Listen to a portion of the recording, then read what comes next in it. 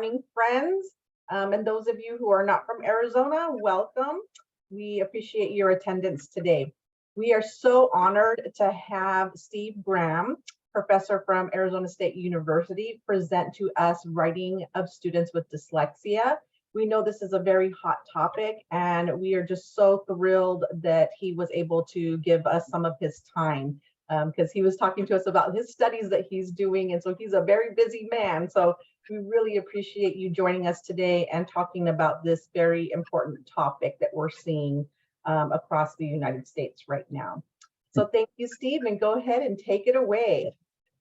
Okay. I'm going to talk today. I want to be sure we have time for questions. And so I don't forget, you'll see my email address there on the first slide. And if there's something that you don't get a chance to ask, that you'd like to ask, or if you want to continue the conversation anyway, don't hesitate to email me. I'm pretty good about getting back within a couple of days. Sometimes it's the same day, sometimes it's a few days. I'm going to really talk about two different things today. One is what we know about, kind of what the writing and writing processes look like for kids with dyslexia, as well as with learning disabilities, because of the overlap between the two groups. And then what do we know about effective instruction more generally and for kids with dyslexia and learning disabilities? Well, let's see. I may have to do something here because it's not moving my slides forward. So that I should have tested earlier. Sorry about that. Here we go. Oh boy, we may have a little bit of pyrotechnics on these slides.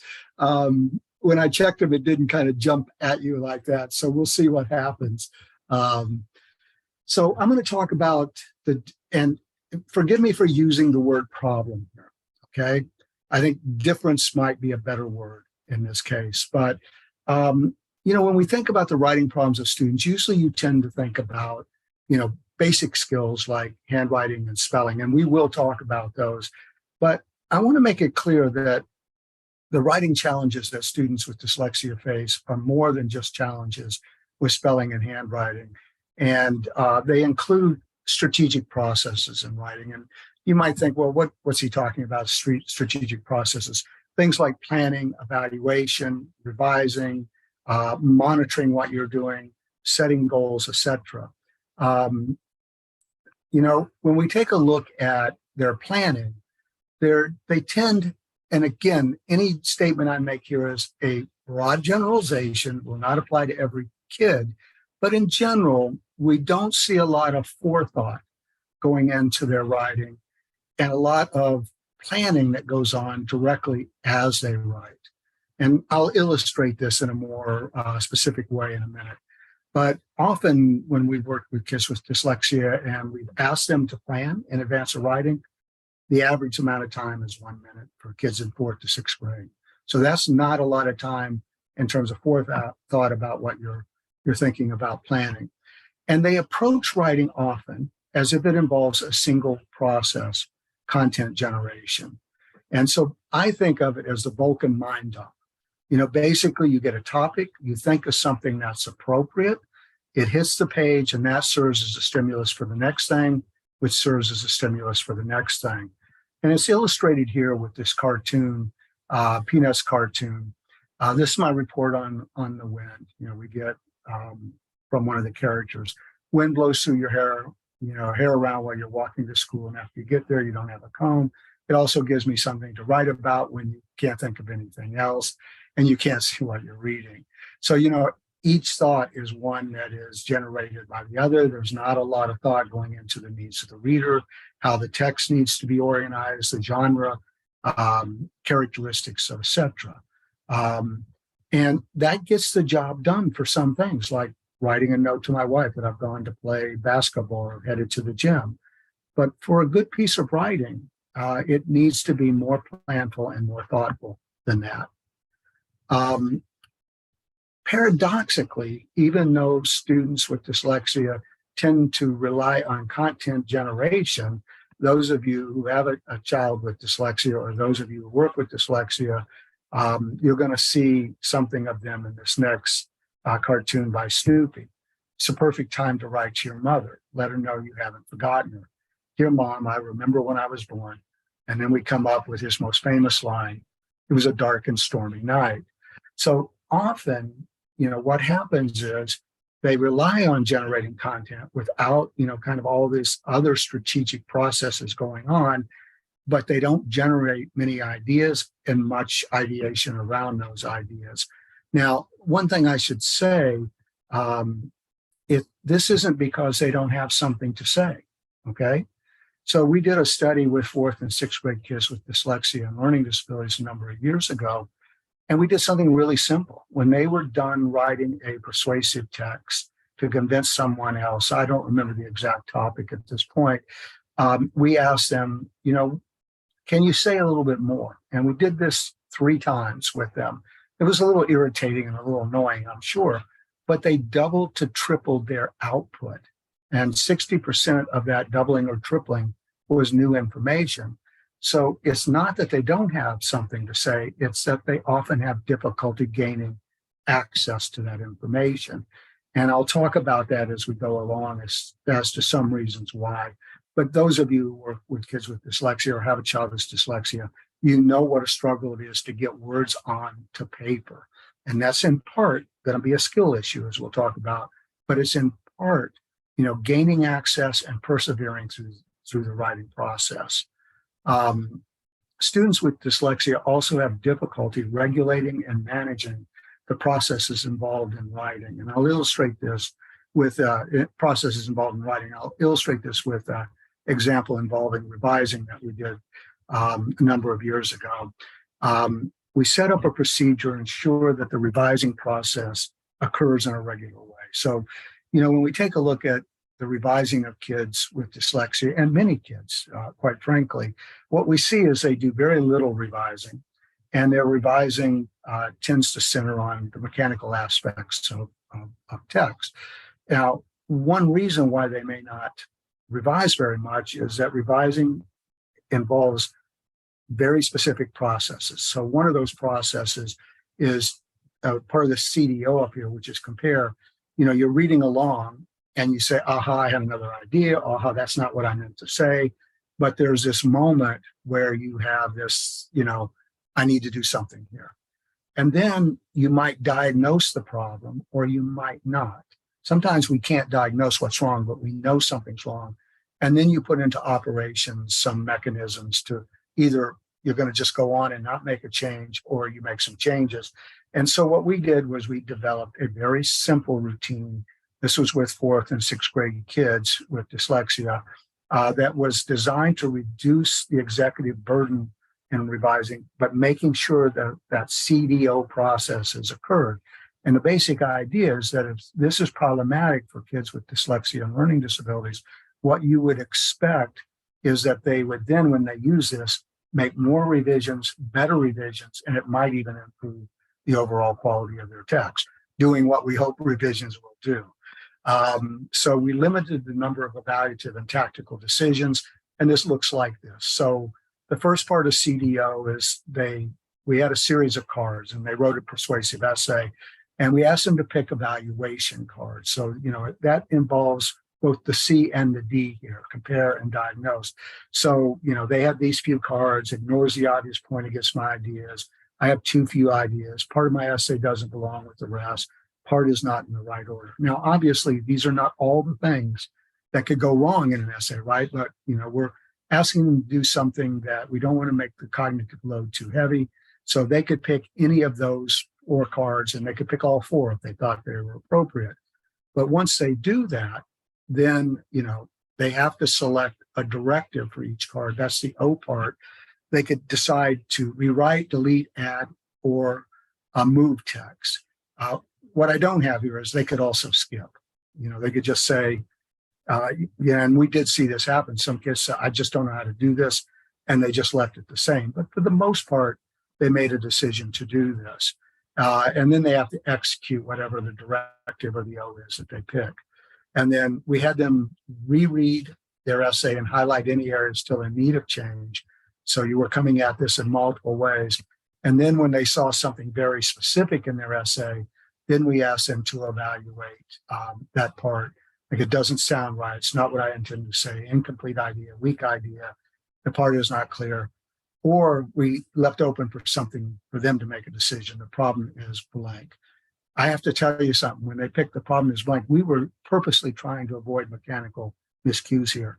Almost always it involved picking something, something's misspelled.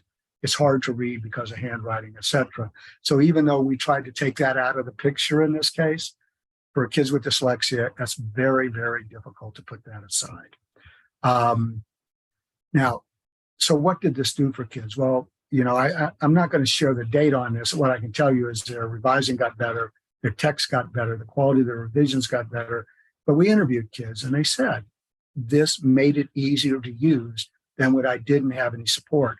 Now, I actually was surprised at that because that's a pretty cumbersome procedure, right? You got all these cards, you got to move around and stuff. But they basically were very positive about it. And they also indicated, it gave me a choice of how I wanted to change it or make it different. So, it organized the revising process and it gave specific choices. That seemed to be the things that they thought were best. They also, in addition to our evaluation, they also thought it made their revising better as well. So this would be an example of how, not being able to carry out complex processes like revising or planning in an organized fashion can interfere with students' writing. And when we help them do so, it has a positive effect. Now, I want to move to skills.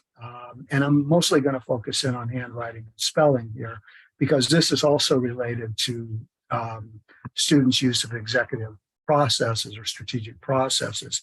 So the writing difficulties that students with dyslexia face are in part a skill problem. And this isn't going to come as any surprise to you. We have Lucy here looking at, I'm sorry, this was a Sunday cartoon, so it was in color. This is the best I could do with this, telling Snoopy that his composition is terrible. I don't know which is worse, your writing, your typing, or spelling. And Snoopy wisely says, we're all in this together.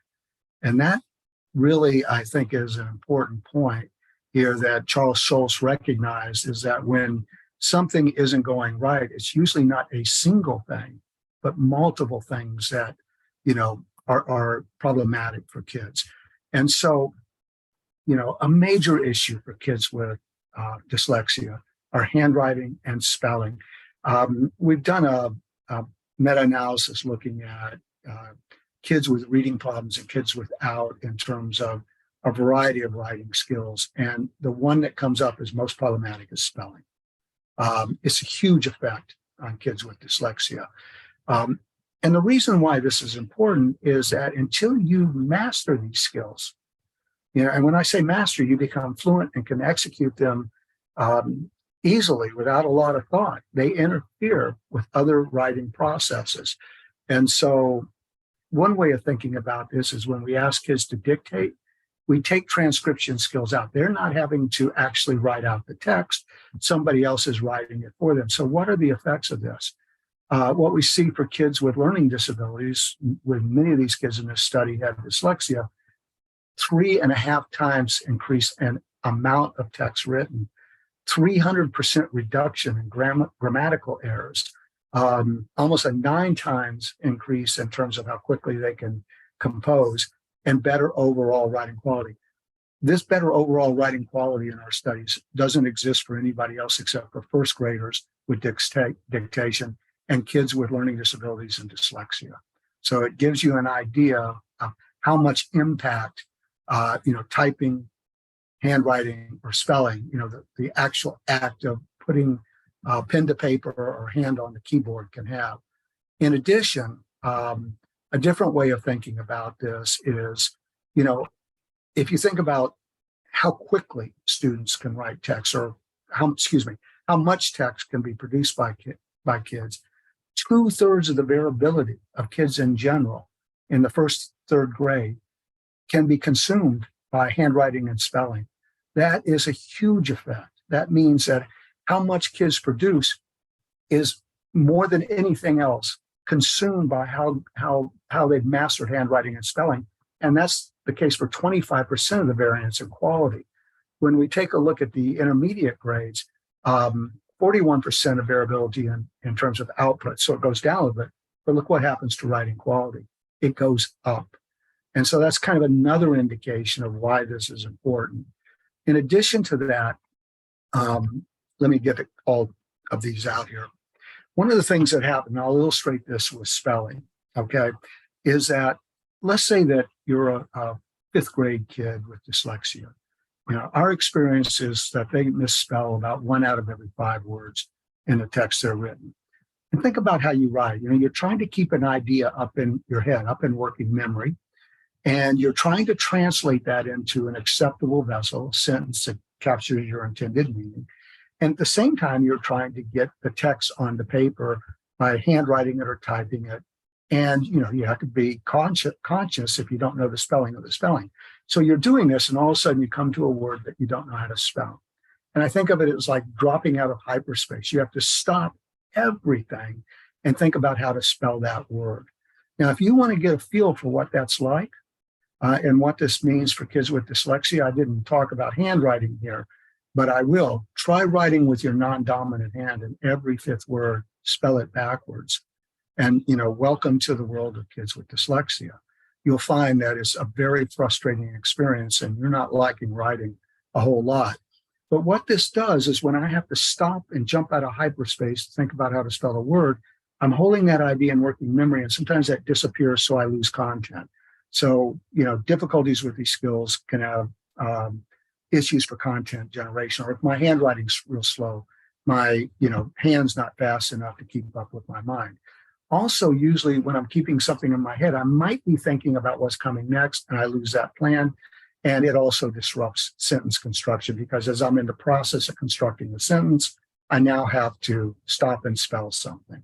So, there's effects on the writer. But I hate to say this, there's also effects. Well, I jumped ahead a little bit. So I want you to look at this comic strip. Dumb. This is the title of your new novel. I think you can do better than that. And Snoopy says, beyond dumb. So, I talked about handwriting and spelling. I want to go back for a second to revising, because revising also has skill components to it, even though it has strategic components. So remember, that CDO thing, we did a different study where we had students, every sentence in their text, they use these cards that aren't exactly similar, but not that different from the other ones. And you can see some of these are about what you think, and some of these are about what you think a reader will think. And students would look at the sentence and pick a card, and then they would have to, do the operations, which are basically similar to what we had before. So this actually helped kids revise better, but we noted some problems in terms of skills that, and again, these kids were dyslexic, had would be considered dyslexic. And some of the skill issues that showed up that inhibited the CDO from being optimally effective is that kids often had difficulty detecting and diagnosing problems. So let me give you some examples here. The kid wrote, he loved farm work. And he decided that this needed to change because the reader will not understand why he loves farm work. Well, that's a reasonable diagnosis, right? That's a reasonable thing. So this is what he changed it to. He liked farm work. So he recognized the problem, but couldn't execute the change because he didn't have the skills to do that. Or another one, a student detected 3 sentences central to understanding the story. And he evaluated it as people wouldn't understand that part. And he took it out, and the story became worse because he couldn't recognize that this was central to the story itself. He just thought people wouldn't understand it. Another way, and this is probably one of the more extreme examples, the student wrote, we got to ride horses, go to rodeo. It's understandable, right? It's not a great sentence. And the kid recognized it doesn't sound right. I need to change the wording. He's absolutely right. But what we got was we got to ride horses, go, and a rodeo. And so, very little in terms of the change or improving it. Or another example, it's a nice day to go for a walk. Kid said, it's not what I intended to say. I want to make it clear there were things around the walker. This is the one that was so, it really made the text worse. Today, like go. Today, like go day, sky is blue and the grass is green. Almost looks like it's written by another kid, right? So, while that process that I shared with you helped kids, we saw plenty of instances where they could make the correct evaluation and couldn't execute the change. They didn't have the skills to do that at that point. There's also a reader effect.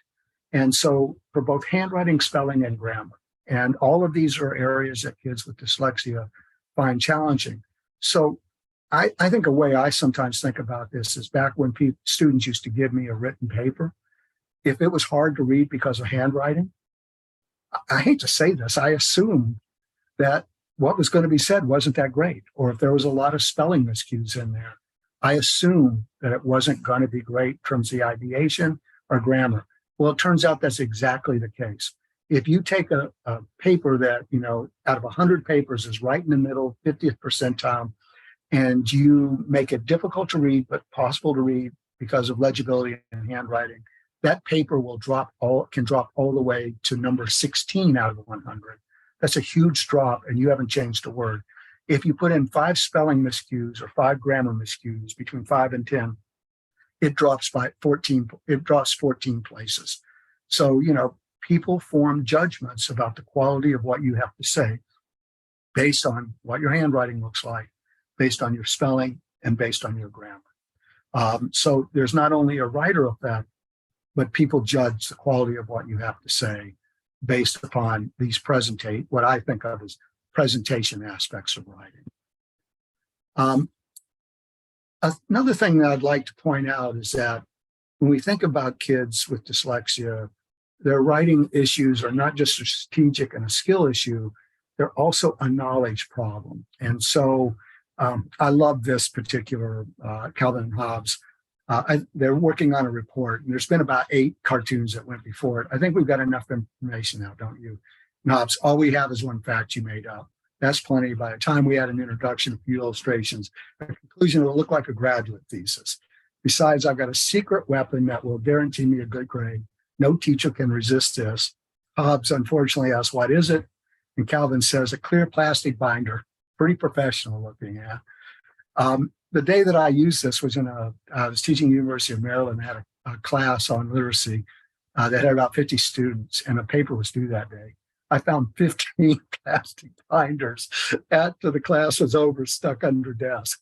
And I don't know which I should have been. I don't know if I should have been upset that they assumed that I would give them a lower grade if they put it in. But, we always think if we pretty it up in some way, it'll make it better. But what this illustrates is an issue with kids with dyslexia in terms of how they conceptualize writing.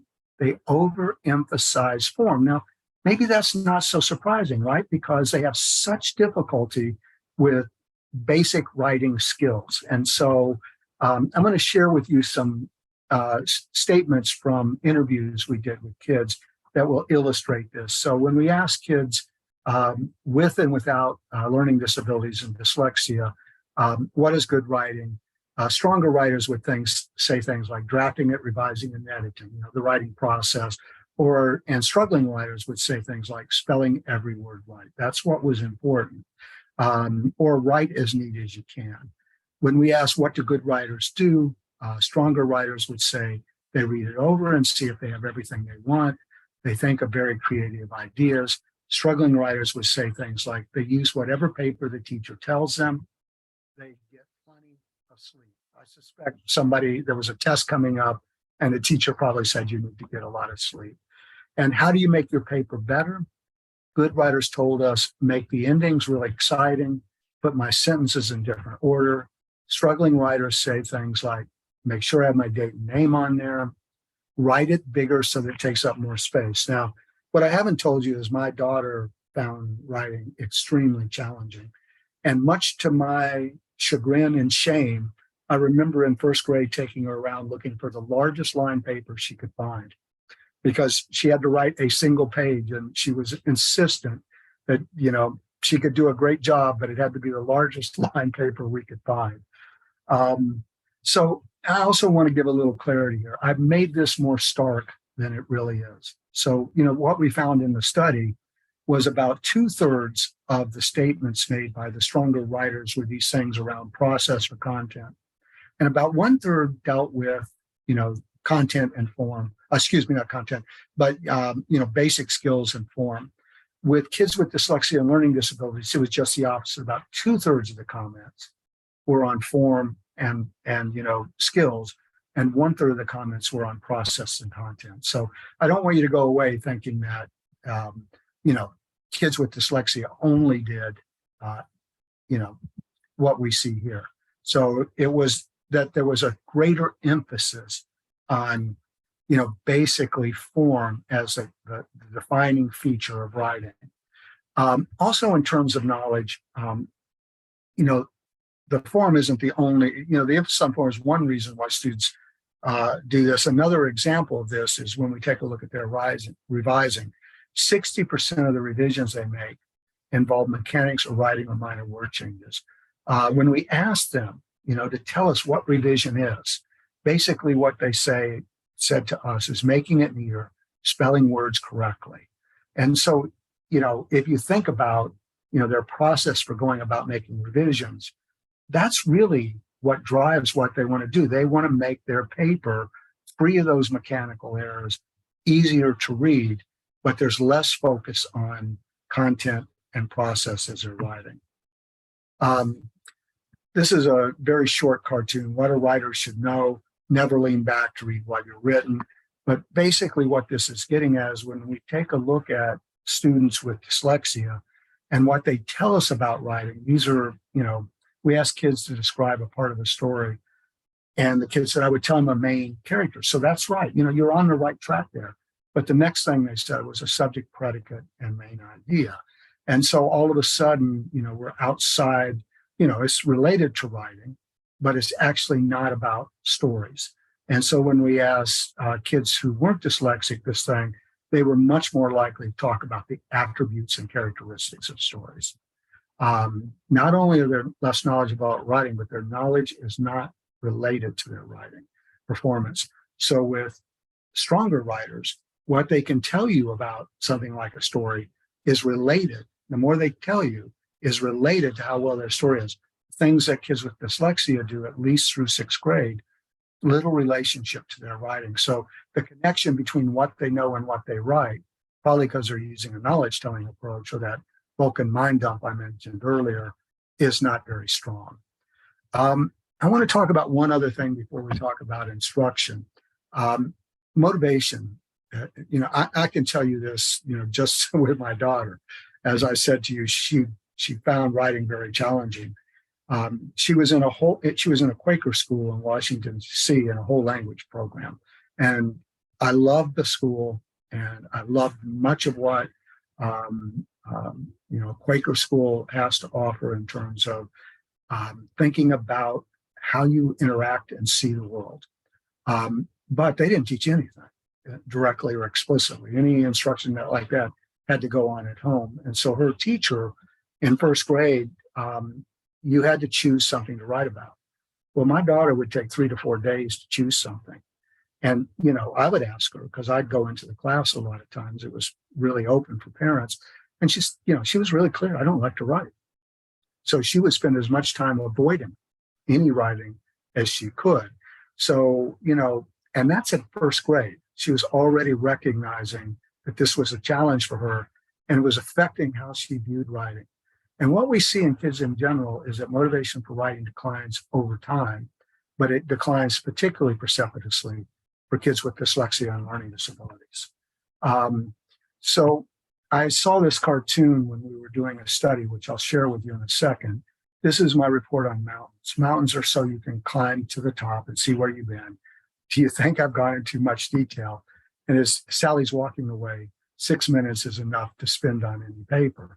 Well, it just so happened I had finished doing some data analysis on a study where we were taking a look at, how long students spent planning in advance and writing. And 6 minutes was what kids with dyslexia were averaging in our study with 4th to 6th graders.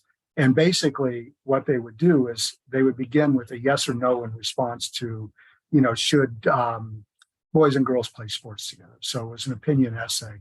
So, you didn't have any idea what they were, responding to if you were looking at it just as a paper, followed by one or two briefly stated reasons, abruptly ending with, ending the paper with no resolution, no detail, etc. So it was, they just didn't persist. And like I said before, if we asked them to generate more, they could.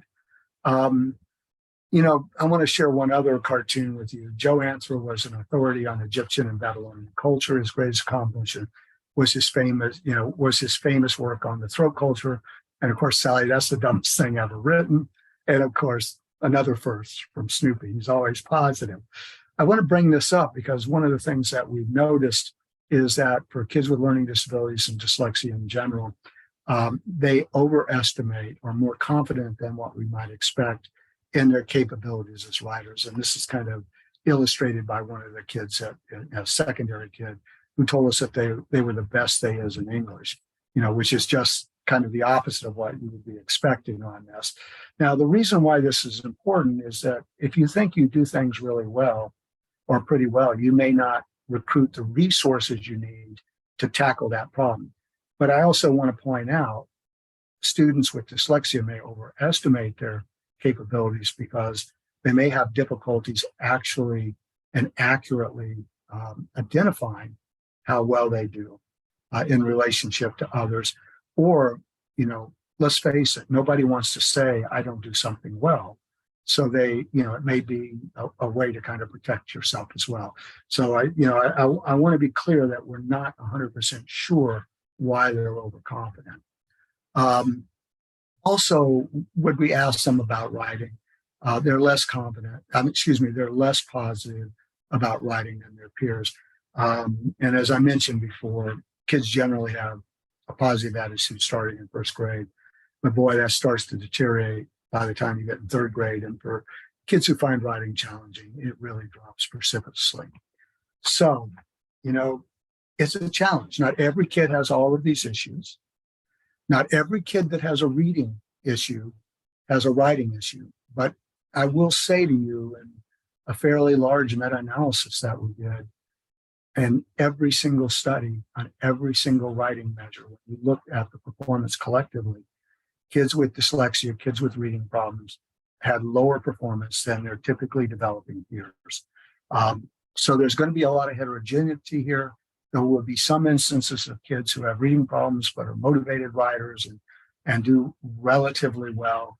But for the most part, it's a huge challenge. And so what is it that we can do to help, kids like Charlie Brown here who feel, some days I feel like I'm riding uphill, which I think for many kids with dyslexia and learning disabilities is the case. So one thing, as I do this, some of these are based on meta-analysis that we've done of writing. So when you see this 12 percentile jump point, basically a way of thinking about this is if you were at the 50th percentile, you jump about 12 percentile points. If you were not at the 50th percentile, it'd be less than that, but it gives you a general way of thinking about that. And I'll tell you when this information is based on kids with learning disabilities and dyslexia and when it's not. But if we have young kids, first to sixth grade, write more. And by write more, we may only be talking about 45 minutes a week, 15 minutes, 3 times, during a week. There's a positive jump in the overall quality of their writing. And what you don't see here is that for many kids, there's also a positive jump in their reading comprehension on norm reference test, which is really hard to move the needle on. And I'll say a little bit more about this in a second on how to increase. It's less certain about this in terms of kids with dyslexia, but I still have it up here because what's the purpose here? I can teach spelling, I can teach handwriting, but the ultimate purpose is writing. And if kids don't write when they're learning these skills, they don't have a place to apply them, and they're not in the game. So I played basketball virtually all my life. And so when I was in high school, of course, in a high school basketball team, you do a lot of skill and, work and all that stuff. But what makes that fun and what makes it worthwhile is that you get to play in the game.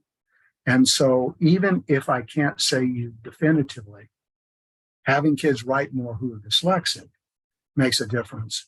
I would say definitively, in terms of my opinion, that it'd be a huge mistake not to have kids write and help them come to enjoy writing and see writing as a worthwhile procedure.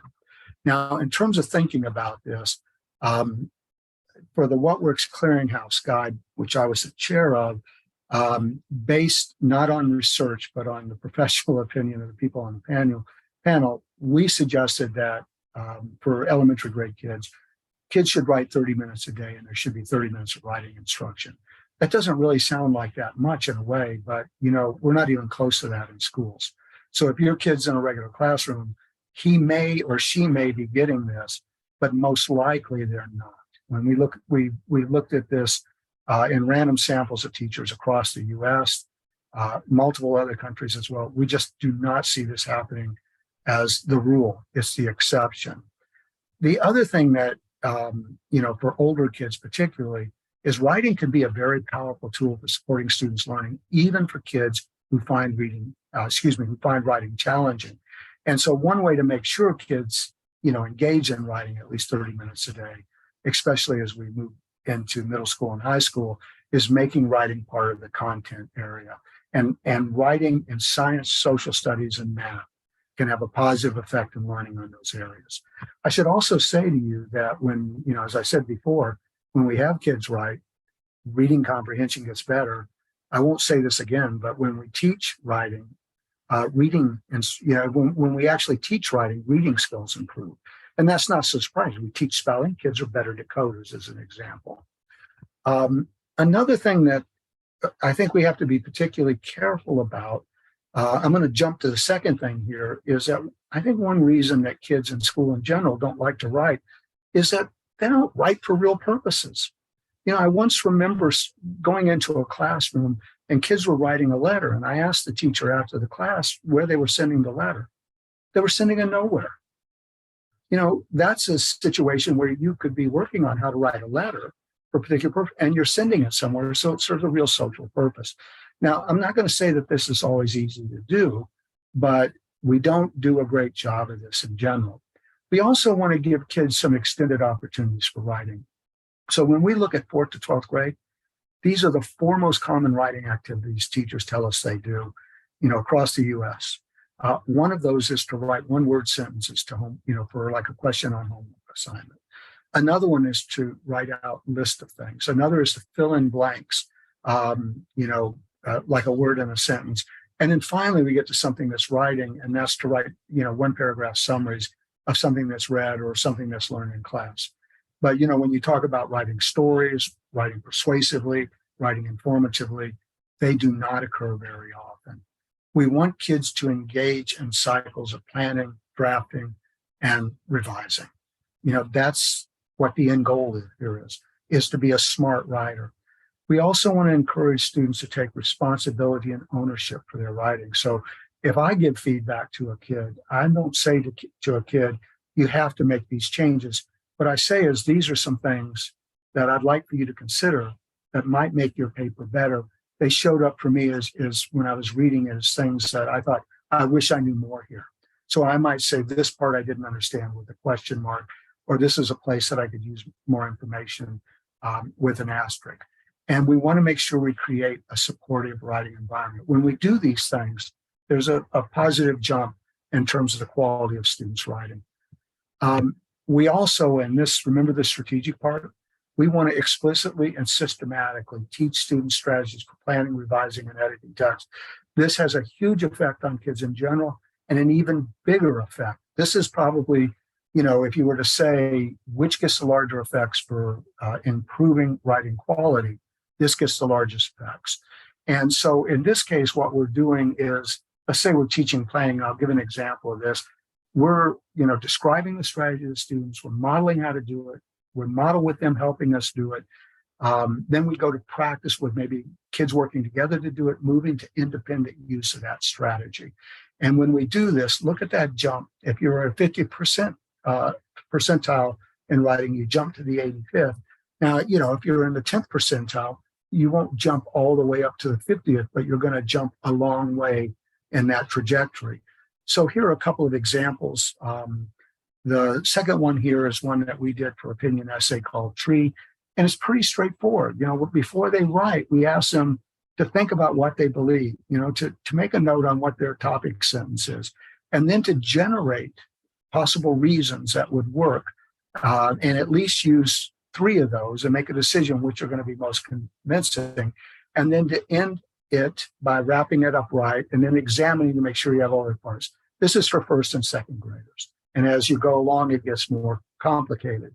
And, the one that you see above is a simple strategy as well, that uses your 5 sentences. But students don't automatically use these things. One of these is based on genre structure, the tree one, and the other one is more general and could be used for a lot of different kinds of writing. But both of those are effective for very young kids, including students with dyslexia and learning disabilities. Now, this may be the part that some of you have been waiting to get to, which is teach transcription skills. And this is basically explicitly teaching handwriting and spelling. So here's the great news. When you do this, and it's more than what we see here, handwriting gets better, spelling gets better. This is for kids in general. I'll come to kids with dyslexia. And the quality of students' writing gets better, okay? In addition, reading, decoding, being able to break the code gets better for kids. So there's, it's like you get great effects every which way. This is the one area that we know the most about in terms of teaching kids with dyslexia. There is no doubt that teaching spelling makes a difference both in spelling and in reading for kids with dyslexia. And I hope people ask some questions about this when we come back, when we have some time for questions. It's also important to teach sentence construction skills. And basically what this involves is teaching students to construct more complex sentences from simpler ones. So the one procedure that we know that's effective, okay, is a thing called sentence combining. And I would take, something like the dog is black and the dog is big, 2 small kernel sentences. And as a teacher, I write them on the board and I'd say, I want to combine these sentences into one because they have a lot of overlap. And I'd underline the things that overlap. And like, where's the dog? I'd strike out one of the dogs and then I'd write my sentence. And there's multiple ways the dog is big and black. The black dog is big. And I would illustrate some ways of doing that. And then students and I'd model, we'd practice together. And then students would practice with the student and then generate some of their own. And then I'd ask them to go back to their writing and look for places where they could do this. So exercises like that improve the sophistication of the sentences students write. And it also results in a pretty strong jump in the overall quality of their writing. Sentence construction is a thinking activity. It never becomes automatic like we want spelling and handwriting to, but we'd like for it to be more facile, that students can do it more easily and without as much struggle. We want to teach kids writing knowledge, going back to the issue about writing knowledge. So there's basically a couple of ways that we can do this. If we're teaching students how to write stories, what we do is we pull stories out for kids to read, and we talk about what made this a good story, and they help us generate ideas. But in our mind, we're thinking about things that we really want to emphasize, like a story has a main character, and there's supporting characters. There's also a setting, usually a when and a where. There's episodes, the character sets goals, and whether sometimes they're implicit, sometimes they're explicit, but then they go out and try to, accomplish those, and they're successful or they're not successful. And characters often express feelings during those. So we want kids to be able to identify those things in other stories. And then when we have them write, they might monitor to see if they included those procedures, or we might teach a strategy like Tree, which was for a personal essay. But, it centers, if it was a story, we use a strategy called WWW. It says, what, when, where, what did the main character want to do? You kind of get the idea of that. It's based around the story structure. When we do this, a strong jump in quality of students' writing, and that's for kids with dyslexia and kids in general. Another thing that's very important is supporting kids as they write. If we're really clear about what our goals for writing are, this is the easiest thing that you can do. If you make your goals clear, then students are more likely to meet those. Huge jump in writing quality. So let me give two examples of this. Let's say that you have kids who are not revising for substance. So one thing that you can do, and they're not writing much detail, you can give kids a goal when they're revising. It's just simple as this: add 3 new things to your paper. And so that focuses in on the substantive part. Now, you want to be strategic in that, in terms of, making it clear. You don't just add them to the end, because kids will do that, or they'll add them just to the front, that they want to look for good places to add them in, and you want to reinforce that. Or let's say that you're working with older kids and you want kids to write a persuasive text, and often they don't deal with the other side of the issue. You can set a goal to, basically pick the 2 most important arguments against your position and tell why they're not important. Now, that's a more difficult thing to do, but kids, most kids with dyslexia don't deal with the other side in middle school, but by prompting them to do so, actually can be quite successful.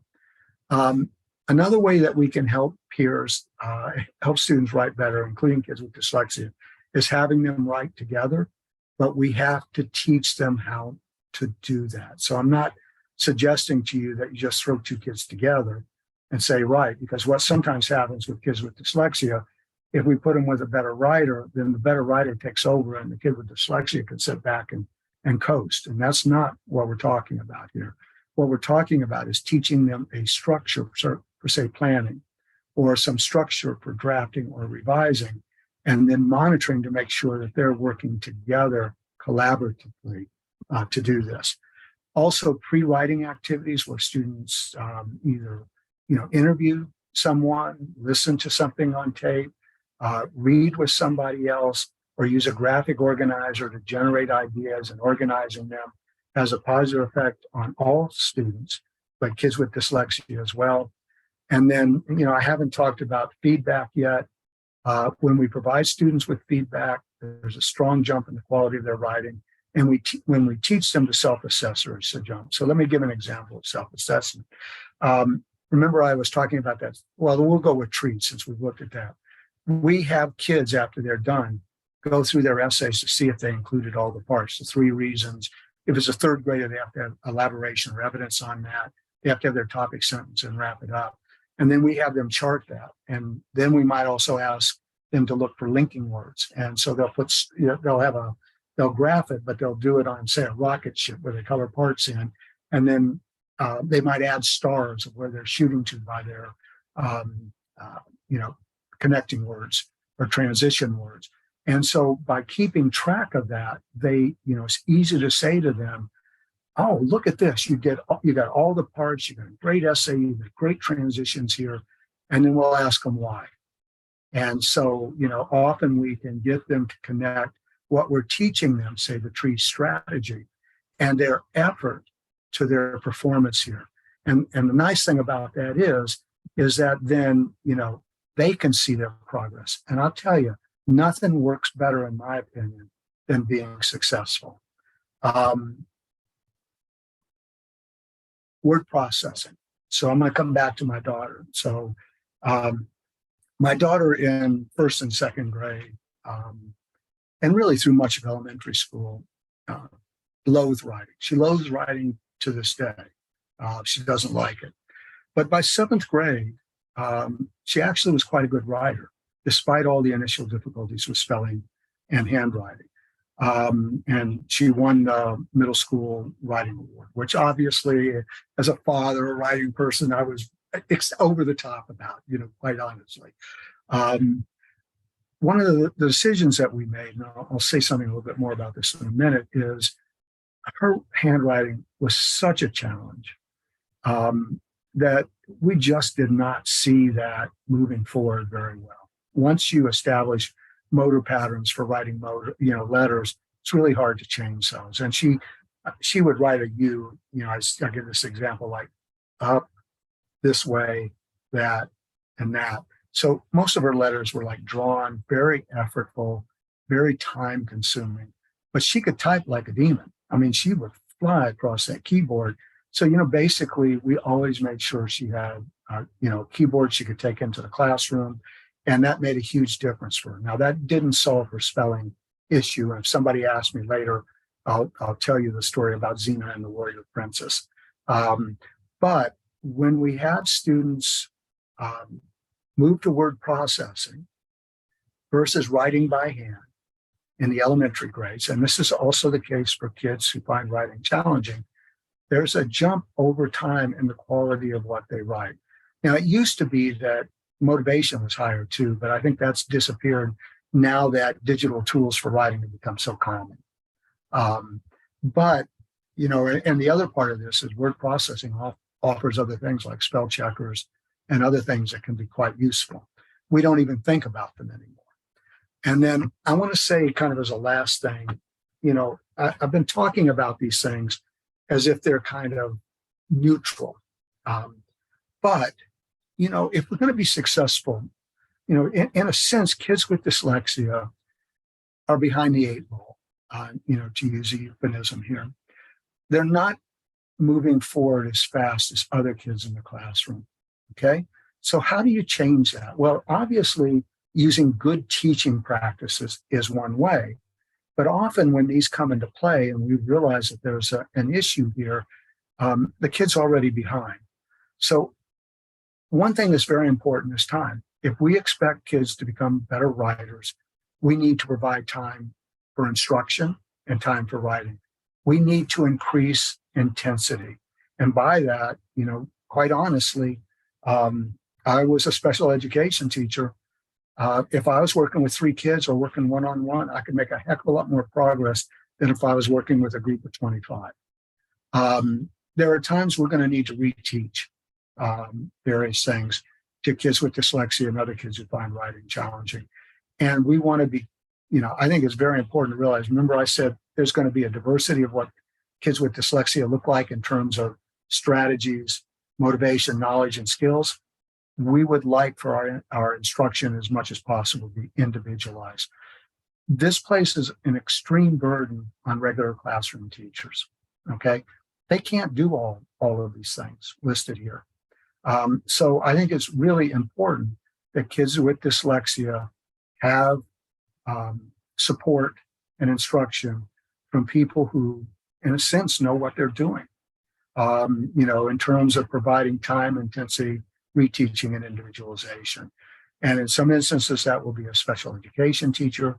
In some instances, that will be, a teacher who's trained to work with kids with dyslexia. And sometimes it's going to be somebody who's a tutor. I guarantee you, we had a lot of tutoring with our daughter to get her to move forward on writing.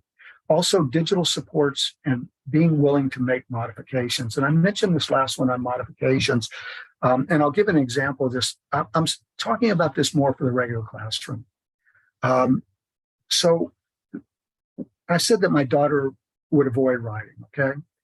So, we talked to the classroom teacher about it. And, one thing that's always a challenge is that if you're a teacher and you talk to another teacher, but you're a parent, it's kind of like you're an idiot. I'm saying this with a little bit of a grin on my face, but, it was really a challenge to say, would you try this? Because you feel like you're interfering in this other teacher's classroom. And, they see you as a parent, not as another collaborating professional.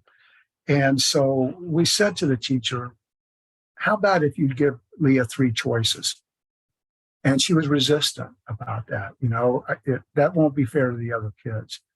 And we said, this isn't fair to Leah right now. She's not learning anything and she's wasting her time. And because she's wasting her time, she's disrupting the class. She's wasting your time and other people's time. So the teacher finally said, okay, I'm on board. It was an easy thing to do, simple modification that made a huge difference in terms of, one, Leah not disrupting the classroom, and second, her actually engaging in the activity the teacher wanted her to.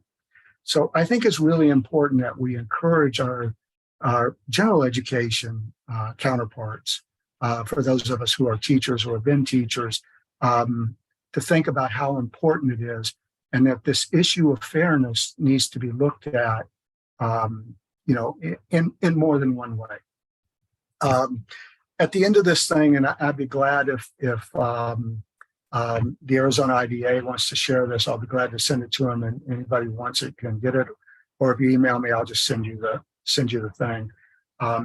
But I'm open for questions on whatever you want to ask.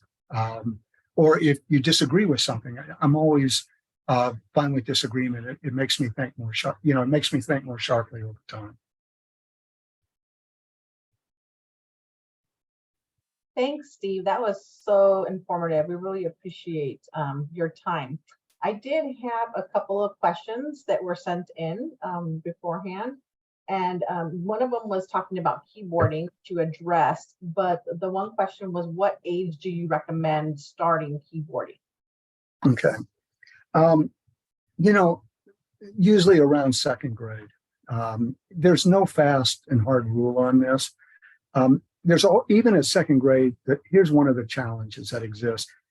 Little kids have little hands, right? And so keyboards, unless you get a keyboard with a small keyboard, is often, too large for little kids' hands. I type like this, I'm like one or two fingers, and I can't look up at the keyboard. And my wife, she's like this, just going along. And I envy my wife, okay? And I could learn to type like that, right? And I write virtually every day. I'm 72 years old, and I have never learned to type like that. And the reason is that I have a procedure that works. It's not too painful. It isn't as effective as it could be, but it gets the job done. And it takes a lot of effort to go the other way. And so the point of this story is that if we start off with good technique, it's to the kids' advantage over the long run. It doesn't mean that they might not still get to a reasonable place like I did, but they won't be typing like my wife did. So second grade's not a bad spot. Thank you. That was great. Very informative. We also had another question that talked about how the Common Core standards does not include the standards for penmanship, but they said that they thought somebody had developed a framework which they thought was excellent for that penmanship. Do you happen to know of one, is what they're asking? I don't, but let me say a little bit about this. I think one of the things that is to keep in mind about the Common Core state standards is that they're recommendations, right? This is what threw this thing on handwriting is they only mentioned handwriting in kindergarten and first grade. That was a mistake, at least in my opinion. And I don't care what they say about being based on research. They're not based on research. They're based on means and analysis. They take what they think writing should look like in 12th grade and work their way backwards with a little bit of research sprinkled in here or there. But just because they don't mention handwriting in second or third grade doesn't mean that schools and districts and states that adopt these standards and individual teachers can't teach writing. So what happened in the US is that traditionally we've taught manuscript writing in kindergarten, first grade, and it used to be second grade as well. And then we introduced cursive either in second grade and taught it in third grade. So what happens when you say penmanship and it's only kindergarten, first grade? Well, then that means for people, given that our tradition has been manuscript, then that means it's manuscript and cursive's out the window. Now, I will tell you in the Netherlands, they teach cursive in first grade. So our decision about what we teach is one that is historically bound. And it was historically bound when cursive handwriting was much more complex than it is now. So, if you wanted to go back to the founding fathers and look at how they wrote, with that cursive script and stuff, it was beautiful. My advisor in my master's program had this beautiful handwriting, but that's not the way we teach cursive script anymore. It's simplified. Americans are all about efficiency. And so, kids can learn how to write cursively in first grade. I think the issue here is, do we need to teach two different forms to mastery with a very loaded curriculum.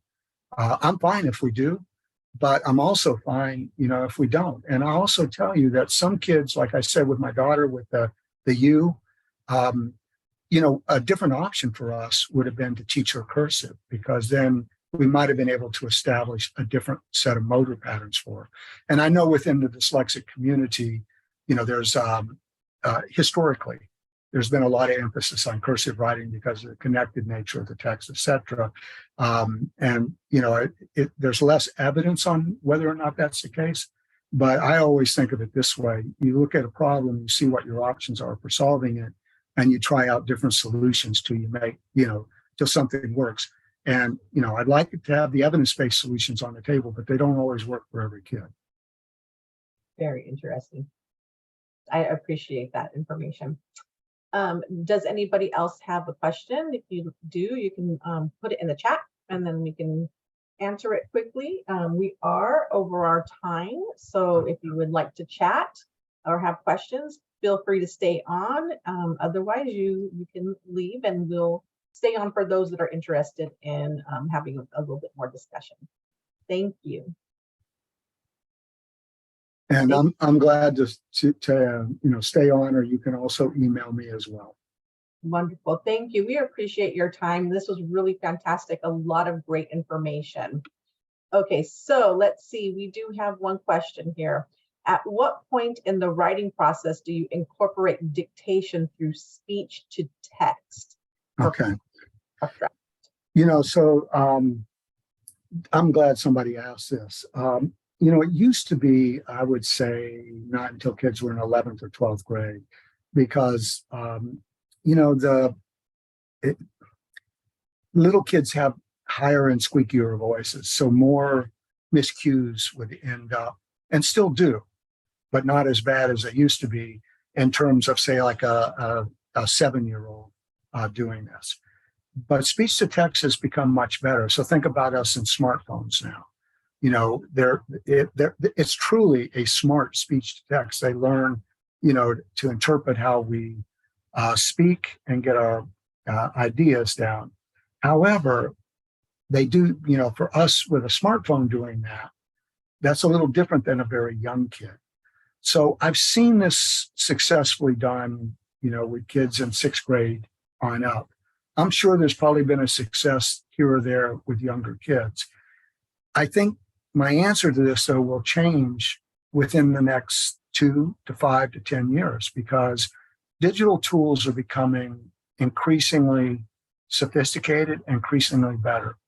What I see as happening in the future, this isn't going to make a lot of people happy, but we already have examples of this where you have professional writers who work with computers to compose text. The computer is actually a co-author in the text.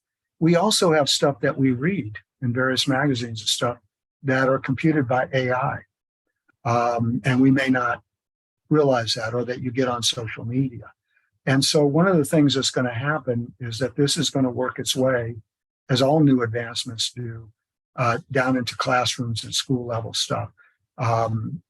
Now, with each one of these new digital technologies that exist, and I'll take speech to text, it presents affordances in terms of, it makes spelling partially, makes handwriting clearly go away, but it creates other problems. So, if I speak into a phone, I'm likely to speak extemporaneously off of the top of my head. That works for some kinds of writing, but it's not great for trying to put together a really cohesive essay. So there's a study that was done back in the 1950s that I think illustrate one of the things that we need to pay attention to in terms of using speech-to-text synthesis. And that is they looked at people who were expert dictators. And I don't mean like, like Putin, but dictators in the world of business, and who did it a lot. And what they found was that these folks spent 60% of their composing time planning what they would say when they used the dictaphone. And so they had a very organized thing put together before they started speaking it.